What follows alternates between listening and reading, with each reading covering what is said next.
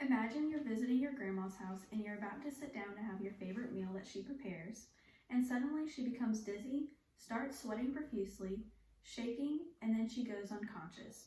You start to panic because you have no idea what is happening or what you should do, and now you're wishing that you would have paid more attention in your high school health class. Diabetes is very common in the US.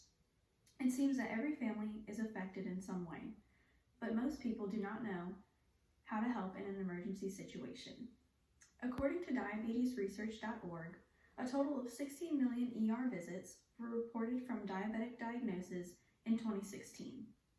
Therefore, it is important to know how to assist in administering an insulin injection in the event that your grandma's life depends on it. I will provide steps and tips that you should know when administering an insulin injection, but first I will start with some background knowledge.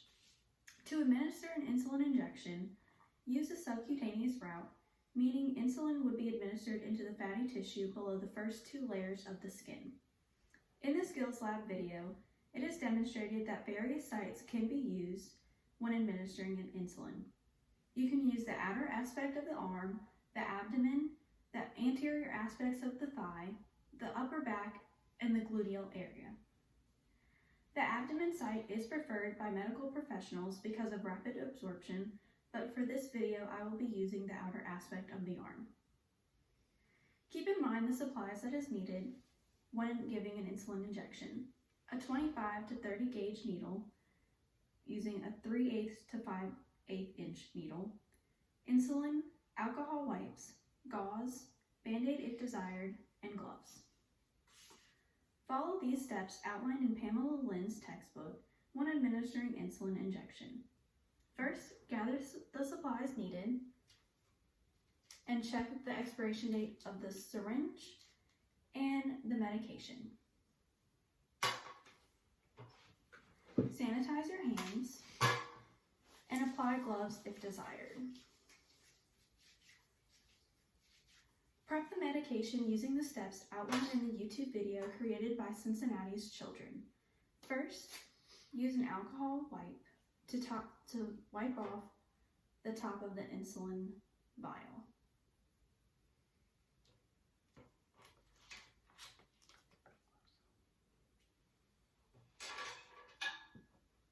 Pull back on the syringe the amount of insulin that is needed with air. This is called aspirating and will help hold the pressure in the medication vial. For this purpose, we are going to use 5 units. Insert the needle into the vial and push the air into the vial. Invert the vial and pull back to the 5 units line. If there is air, push the medication back into the syringe and repeat the step.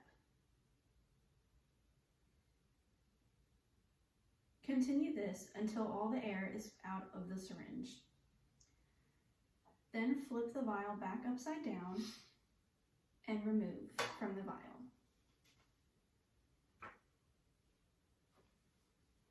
Now we are going to clean the administration site using an alcohol wipe.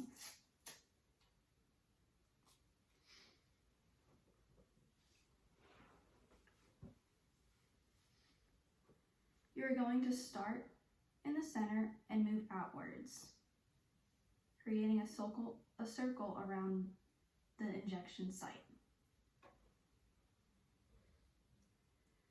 Let it dry for a couple seconds.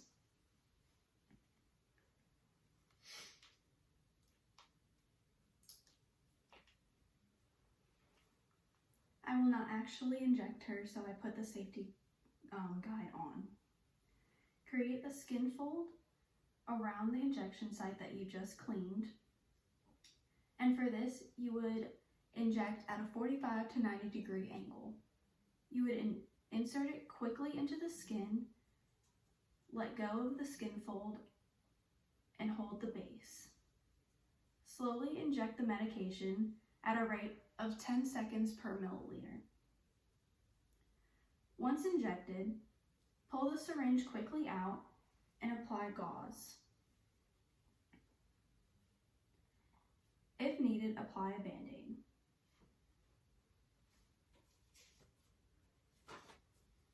This concludes the demonstration of administering an insulin injection.